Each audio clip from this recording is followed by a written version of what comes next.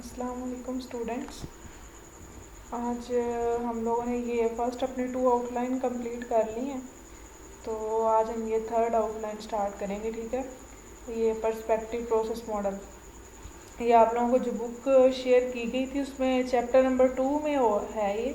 ठीक है, तो ये स्लाइड्स देखते हैं। पर्सपेक्टिव मॉडल्स के अंडर ये आते हैं मॉडल्स, वाटरफॉल मॉडल्स और एवोल्यूशनरी प्रोसेस मॉडल और इंक्रीमेंटल मॉडल। ठीक है, जो हम लोगों ने पढ़ने हैं।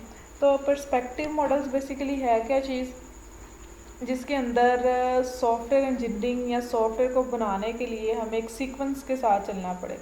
मतलब उसके अंदर एक ऑर्डरली अप्रोच को फॉलो किया जाएगा। जिस तरह हमने STL से पढ़ा, सॉफ्टवेयर डेवलपमेंट लाइफ साइकिल था, कम्युनिकेशन करनी है, प्लानिंग, डिज़ाइनिंग, तो वो सारा एक क्या, एक ऑर्डर, एक सिक्वेंशियल से चल रहे हैं। ठीक है, एक सीक्वेंस से चल रहे हैं। तो वो अप्रोच को, एक ऑर्डर अप्रोच को जब अप्लाई किया जाता है तो वो पर्सपेक्टिव मॉडल्स होंगे। ठीक है, तो पहले हमें ये मॉडल्स अप्लाई करने से पहले हमें कुछ क्वेश्चंस जो होंगे वो अपने दिमाग में सोचने पड़ेंगे कि अगर हम ये पर्सपेक्टिव मॉडल्स को अप्लाई करते हैं तो फर्स्ट क्वेश्चन क्या होगा कि अगर चेंजिंग आती है, टेक्नोलॉजी में चेंजिंग आती है टाइम के साथ साथ, तो इन मॉडल्स को हम अप्लाई करके दोबारा से वो चेंजिंग को क्या ओवरकम किया जा सकता है। फॉर एग्जांपल, एक प्रोजेक्ट पहले बना है, पर्सपेक्टिव मॉडल को उसके ऊपर अप्लाई किया गया, 10 साल गुजरते हैं, टेक्नोलॉजी में चेंजिंग आती है, तो मॉडल आपका इतना काबिल है कि उसके अंदर प्रोजेक्ट को आप दोबारा से चेंज कर सकते हो।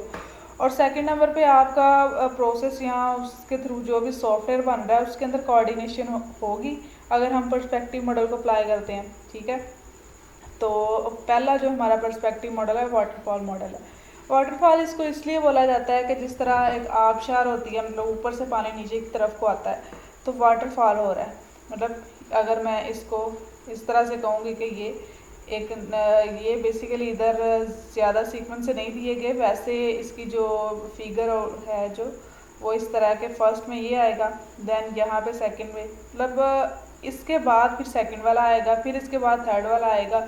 जिस तरह पानी नीचे की तरफ को गिर रहा है, इसी तरह ये कम्युनिकेशन से हमने प्लानिंग में जाना, प्लानिंग से फिर मॉडलिंग में जाना, कंस्ट्रक्शन, ये सारा आपका बेसिक एक STLC है। ठीक है, कम्युनिकेशन में हम क्या करेंगे, इसके अंदर रिक्वायरमेंट्स गैदरिंग होगी, स्टेक होल्डर से मीटिंग होगी, उससे पूछा जाएगा आपकी रिक्वायरमेंट्स क्या है। अब प्लानिंग में हमने एस्टिमेटिंग लगाना है, इसके ऊपर टोटल कॉस्ट कितनी आ सकती है, हमने कौन सा प्रोसेस पहले परफॉर्म करना है, शेड्यूलिंग कर लेनी है, ट्रैकिंग कर लेनी है, कोई इसके अंदर रिस्क वगैरह तो नहीं आ सकता।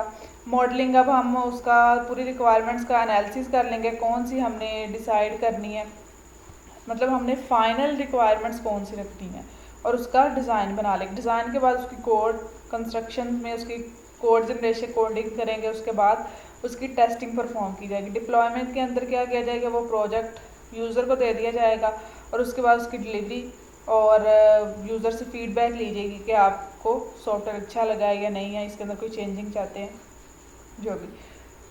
और एक बात याद रखें कि इसके अंदर अगर कम्युनिकेशन से प्लानिंग में मैं जा रही हूँ तो प्लानिंग से मैं वापस कम्युनिकेशन में नहीं आ सकती, इसी तरह मॉडलिंग से मैं वापस प्लानिंग में नहीं आ सकती।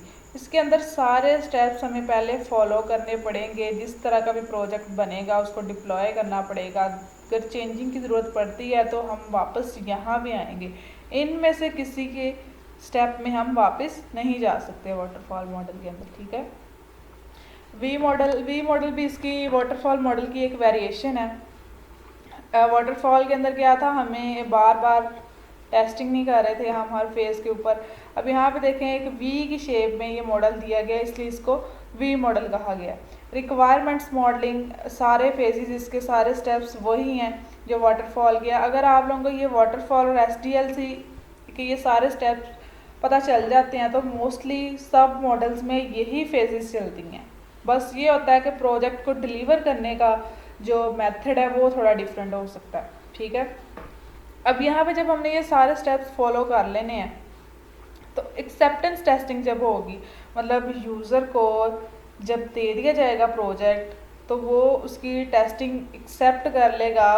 उस टाइम पे जो टेस्टिंग होनी है तो क्या चीज़ों को देख के उसको टेस्ट करेगा प्रोजेक्ट यूज़र। एक तो रिक्वायरमेंट्स को देखेगा, ठीक है, रिक्वायरमेंट्स को देखते हुए वो क्या करेगा इसकी एक्सेप्टेंस टेस्टिंग करेगा कि मैंने जो ये प्रोग्रामर को कहा था, रिक्वायरमेंट्स दी थी, उसके अकॉर्डिंग ये सारा प्रोजेक्ट बना है। उसके बाद जब सिस्टम टेस्टिंग होगी, मतलब कोड जनरेशन के बाद होती है सिस्टम टेस्टिंग, पूरे के पूरे सिस्टम की, यूनिट टेस्टिंग नहीं, ओवरऑल पूरे प्रोजेक्ट की। तब अगर सिस्टम टेस्टिंग हो रही है तो तब किन चीज़ों को देखा जाएगा? एक तो रिक्वायरमेंट्स को देखा जाएगा कि जो सिस्टम बन रहा है, जो पूरे का पूरा सिस्टम बना है वो रिक्वायरमेंट्स के अकॉर्डिंग है। और उसके अलावा देखा जाएगा डिज़ाइन को, कि जो भी सिस्टम टेस्टिंग हो रही है, सिस्टम जो भी आउटपुट दे रहा है, जो डिज़ाइनिंग में हमने डिसाइड किया था वही इधर से जनरेट हो रहा है। इस तरह इंटीग्रेशन टेस्टिंग। अच्छा, ये यहाँ पे 3 टाइप्स बताई गई हैं, ये इनमें डिफरेंस आप लोगों को पता होना चाहिए, क्या इनमें डिफरेंस है। जिस तरह पहले बात की थी कि अगर प्रॉब्लम है एक, उसका सोल्यूशन हमने निकाला है तो उसको मल्टीपल पार्ट्स में डिवाइड कर देना है। जिस तरह मैं कह रही हूँ प्रोजेक्ट बनाना है, ये पावर पॉइंट का सॉफ्टवेयर है, उसको हमने डिवाइड कर दिया होम, इंसर्ट, डिज़ाइन, ये 5-6 पार्ट्स में हमने डिवाइड कर दिया। ठीक है, इन सब की कोडिंग हो गई अलग अलग से।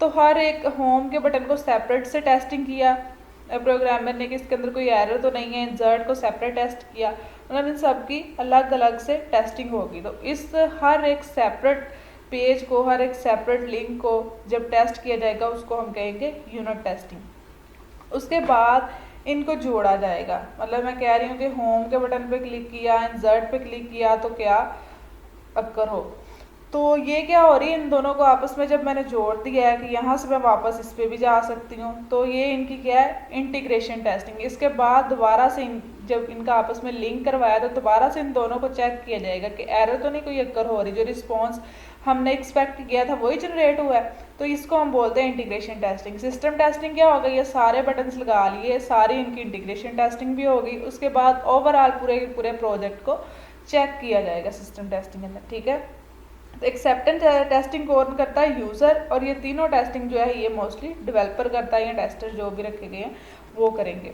अच्छा, सिस्टम टेस्टिंग की हम बात कर रहे थे। जब सिस्टम टेस्टिंग हमने करनी है तो हमने देखना है रिक्वायरमेंट्स को और डिज़ाइन को, लेकिन जब हमने इंटीग्रेशन टेस्टिंग करनी है तब हमने देखना है डिज़ाइन को और कंपोनेंट डिज़ाइन को।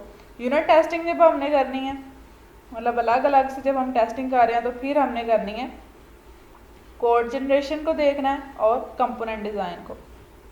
यहाँ पे वी मॉडल के अंदर क्या आएगा, सबसे पहले रिक्वायरमेंट्स की मॉडलिंग, रिक्वायरमेंट्स की डिज़ाइन। उसके बाद आर्किटेक्चरल डिज़ाइन में क्या होगा, पूरे पूरे सिस्टम का डिज़ाइन बनाया है। कंपोनेंट डिज़ाइन में हर एक यूनिट का अलग अलग से डिज़ाइन बना लिया है। कोड जनरेशन के अंदर उन सब यूनिट्स का अलग अलग से कोड कर लिया जाएगा।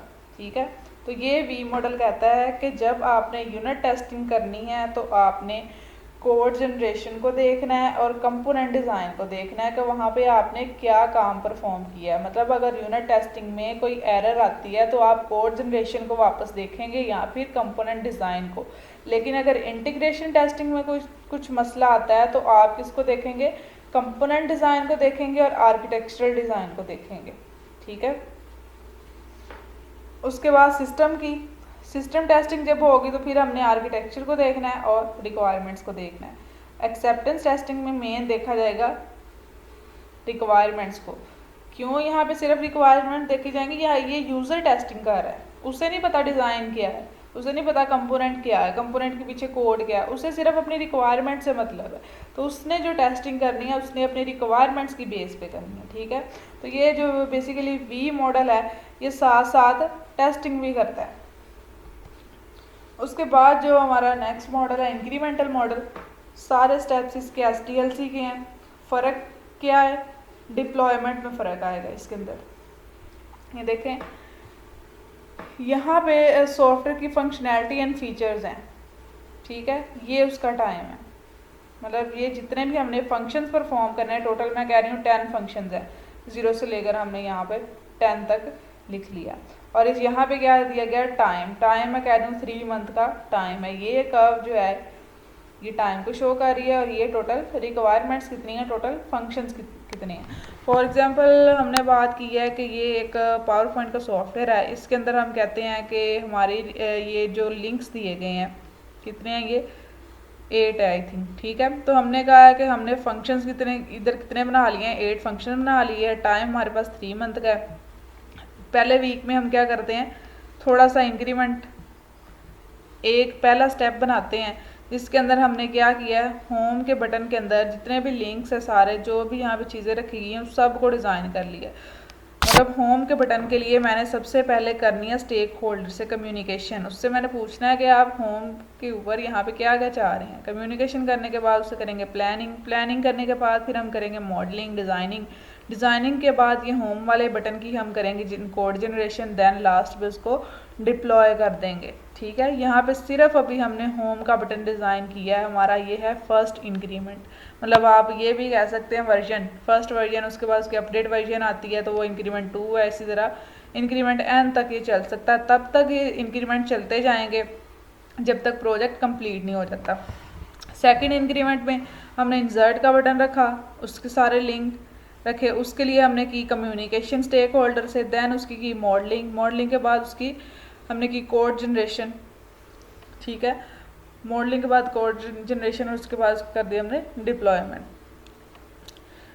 और हमने पिछले वाले को भी, अब हमारे पास जो प्रोजेक्ट बनेगा, इंक्रीमेंट बनेगा, उसके अंदर 2 बटन आएंगे। मतलब पिछले इंक्रीमेंट के अंदर जो भी चीज़ हमने लगाई थी उसको अगले इंक्रीमेंट के अंदर प्लस करते जाएंगे। इस तरह लास्ट में हमारे पास ये पूरे का पूरा प्रोजेक्ट तैयार हो जाएगा। ठीक है, इससे क्या होता है, एक तो फ़ायदा हो जाता है यूज़र्स जिनको कह रहे हैं थोड़े टाइम में प्रोजेक्ट चाहिए होता है। अब एक कंपनी है, उनका प्रोजेक्ट बहुत बड़ा है तो, लेकिन वो अपनी ब्रांड या मार्केट में लाना चाह रहे हैं तो वो ज़्यादा 5-6 मंथ का वेट नहीं कर सकते। तो वो क्या कहते हैं कि ये हमारी जो मेन चीज़ें हैं, अभी स्टार्टिंग तो हम करें ना, तो आप इस प्रोजेक्ट के अंदर हम ये चीज़ें ऐड करके दे दें। हम ये ऐप जो है या जो भी सॉफ्टवेयर है हम अपने यूज़र को दे देंगे। उसके बाद टाइम के साथ साथ उसके अंदर चेंजिंग करते जाएंगे, फंक्शंस हम ऐड करते जाएंगे। तो इससे क्या होता है, थोड़े टाइम में उनको सॉफ्टवेयर मिल जाता है। ठीक है, तो ये था इंक्रीमेंटल मॉडल। उसके बाद नेक्स्ट जो है एवोल्यूशनरी मॉडल, इसकी भी आगे फर्दर टाइप्स हैं। ये बेसिकली ये जो मॉडल्स होंगे ये आइटरेटिव होंगे, मतलब बार बार चलते जाएंगे। सबसे पहला जो इसके अंदर आता है प्रोटोटाइपिंग का। प्रोटोटाइपिंग के अंदर एक सर्कल फॉर्म में आपके पास ये सारे फेजेस वही हैं, communication, plan, modelling, construction, deployment. लेकिन इसके अंदर डिफरेंस क्या है, हमने क्या किया, एक सॉफ्टवेयर आया प्रोग्रामर के पास बनने के लिए। ये इवोल्यूशनरी मॉडल्स तब अप्लाई किए जाते हैं जब यहाँ तो यूज़र को एग्जैक्ट ना पता हो उसकी रिक्वायरमेंट क्या है, या प्रोग्रामर को समझ नहीं आ रही कि यूज़र मुझसे क्या चाह रहा है। अब फॉर एग्जांपल यूज़र आया, उसने प्रोग्रामर्स को अपनी 3 रिक्वायरमेंट्स बता दी, लेकिन प्रोग्रामर को भी बिल्कुल सही तरह से समझ नहीं लगी। उसने कहा ठीक है कि मुझे जितनी समझ लग रही है उसके हिसाब से उसने क्या किया, कम्युनिकेशन हो गई, प्लानिंग की, मॉडलिंग की, कंस्ट्रक्शन, मतलब उसने एक होम का बटन बना लिया, उसके अंदर उसने 4-5 चीज़ें ऐड कर दी।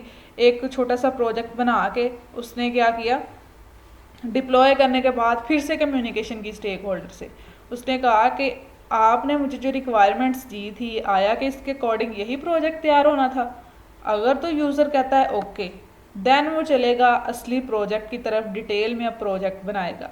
लेकिन अगर यूज़र कहता है, सेटिस्फाइड नहीं होता कि ये मेरी रिक्वायरमेंट्स नहीं है, फिर से दोबारा प्रोग्रामर क्या करेगा, इसको बनाएगा, उस प्रोजेक्ट को दोबारा से एक डमी डाटा लेगा और उसके ऊपर एक टेम्पलेट बनाएगा। इसी तरह दोबारा से चेक करवाएगा, यूज़र सेटिस्फाइड होगा तो फिर वो नया अपना प्रोजेक्ट स्टार्ट करेगा। इस प्रोटोटाइपिंग जो होती है मोस्टली थ्रो अवे होती है। मतलब एक बार एक छोटा सा मॉडल बना लिया, मॉडल बना के यूज़र को दिखा दिया, यूज़र को पसंद आता है तो फिर डिटेल में काम करना स्टार्ट कर दिया जाएगा। लेकिन अगर वो यूज़र को पसंद नहीं आता मॉडल तो उसको फेंक दिया जाएगा। ज़रूरी नहीं है कि हर बार प्रोटोटाइपिंग थ्रो अवे ही हो। अगर हो सकता है कि वो इतना अच्छा बना हो कि यूज़र को वही पसंद आ जाए और वो उसी को यूज़ कर सकता हो। ठीक है, तो आइटरेटिव इसलिए है कि जब डिप्लॉय होता है, डिप्लॉय होने के बाद फिर से कम्युनिकेशन की जाती है कि आपको अगर ये पसंद है प्रोजेक्ट तो उससे पूछा जाता है, नहीं भी पसंद फिर भी उससे रिक्वायरमेंट पूछी जाती हैं। ठीक है, दोबारा से फिर यही फेजेस अप्लाई होती है, तब तक चलता रहता है जब तक प्रोजेक्ट कंप्लीट ना हो जाए। ये इसका फर्स्ट था प्रोटोटाइपिंग। उसके बाद है स्पाइरल। स्पायरल के अंदर मेन इसका फोकस जो है रिस्क मैनेजमेंट के ऊपर है स्पायरल का, ठीक है। काम इसका सारा प्रोटोटाइपिंग वाला ही है, आइटरेटिव ही है, लेकिन इसके अंदर थ्रो अवे नहीं होगा कुछ भी, ठीक है। और दूसरा डिफरेंस क्या है, रिस्क मैनेजमेंट इसके अंदर ज़्यादा है। स्पायरल मॉडल के अंदर सबसे पहले एस्टिमेशन लगाया जाता है कि किस किस पार्ट से रिस्क आ सकता है। तो ये देखें, सबसे पहले स्टार्ट किया जाता है कम्युनिकेशन से, फिर उसकी प्लानिंग की जाती है, उसके अंदर एस्टिमेशन लगाया जाता है, शेड्यूलिंग, रिस्क एनालिसिस किया जाता है कि अगर हमारी ये रिक्वायरमेंट्स हैं, इनमें से रिस्क कहाँ कहाँ पे हमें आ सकता है, कौन से ऐसे फंक्शन हैं जो हमसे परफॉर्म नहीं हो सकते हैं, कौन से ऐसे फंक्शंस हैं जो हम अगर बनाते हैं तो कल को उसकी आउटपुट चेंज हो सकती है। उसके बाद उसका मॉडलिंग की जाती है, कंस्ट्रक्शन कोड, उसकी टेस्टिंग होती है, टेस्टिंग के बाद डिप्लॉय कर दिया जाता है, डिलीवर और फीडबैक। और ये इसी तरह स्पायरल की फॉर्म में चलता जाएगा, ये इंक्रीमेंट्स की फॉर्म में भी हो सकता है, ठीक है। ऐसे ही चलता जाएगा। और यूज़र को हमने फर्स्ट इंक्रीमेंट दे दिया, अगर ओके है कम्युनिकेशन दोबारा होगी, दोबारा होने के बाद फिर से नेक्स्ट रिक्वायरमेंट बताई जाएंगी। लेकिन इसमें मेन डिफरेंस क्या है, इसके अंदर रिस्क एनालिसिस होगा, ठीक है। उसके बाद है कॉन्करेंट। कॉन्करेंट के हमने अंदर क्या देखना है कि जिस तरह हमने ये मॉडल्स के अंदर एक्टिविटीज़ पढ़ी हैं, कम्युनिकेशन है, प्लानिंग है, तो कम्युनिकेशन के अंदर भी हमें मल्टीपल एक्टिविटीज़ परफॉर्म करनी पड़ती है, ठीक है। या मॉडलिंग के अंदर भी हमें मल्टीपल एक्टिविटीज़ परफॉर्म करनी पड़ती है। फॉर एग्जांपल मॉडलिंग या डिज़ाइनिंग हमने करनी है, उसके लिए हमें हो सकता है किसी और डिज़ाइनर से हमें कम्युनिकेशन करनी पड़े, डिज़ाइनर हमें कुछ बताए, उसके बाद हमें उस डिज़ाइनर ने जो भी बताया है कि आपने ये डिज़ाइन इस तरह से बनाना है, हम प्लानिंग करें, प्लानिंग के बाद फिर हम उसका डिज़ाइन बनाए, मतलब उसके अंदर भी सेट ऑफ एक्टिविटीज़ आ सकती हैं। तो कॉन्करेंट मॉडल्स उनके ऊपर अप्लाई किया जाता है जब हम एक्टिविटीज़ की डिटेल में जाते हैं। जिस तरह आप लोगों को ये फिगर में नज़र आ रहा है, अंडर डेवलपमेंट है, ये मॉडलिंग एक्टिविटी है, या तो वो वेट कर रहा है चेंजेस का, या फिर अंडर रिव्यू है। अंडर रिवीजन मतलब डिज़ाइन एक बनाया, उस डिज़ाइन के बाद उसने देखा कि इसके अंदर हमने चेंजिंग करनी है या नहीं, उसको एक बार रिव्यू किया, रिव्यू करने के बाद उसके बाद अगर तो वो ओके है तो देन उसको डन कर दिया जाएगा। मतलब एक डिज़ाइन बनाने के लिए हमें इतनी सेट ऑफ एक्टिविटीज़ को परफॉर्म करना पड़ रहा है, ठीक है। तो ये था एवोल्यूशनरी मॉडल्स, कॉन्करेंट मॉडल। तो आप लोगों ने ये बुक में से यहाँ आप लोगों के पास होगी, ये है, ये आप लोगों को इधर से भी मैं बता देती हूँ।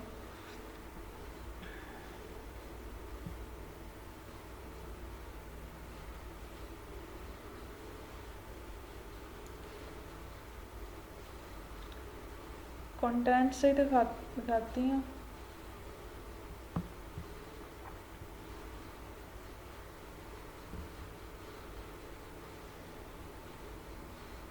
चैप्टर नंबर 2 में है।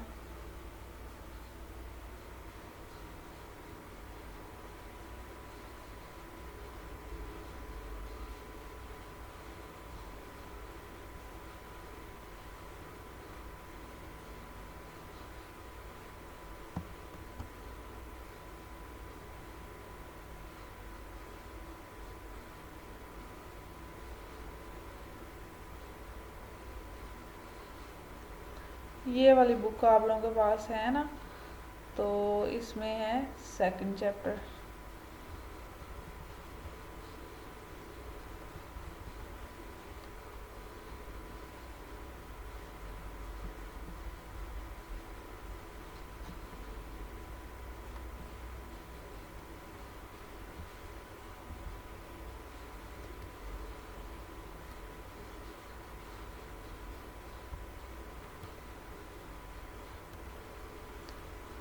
ये है पर्सपेक्टिव मॉडल्स, ठीक है। ये आप लोगों ने 2.3.1, 3.2, 3.3, 3.4 ये इसके अंदर आ जाएगा, ठीक है। ये आप लोगों ने स्टडी कर लेना है। ओके जी क्लास, अल्लाह हाफिज़।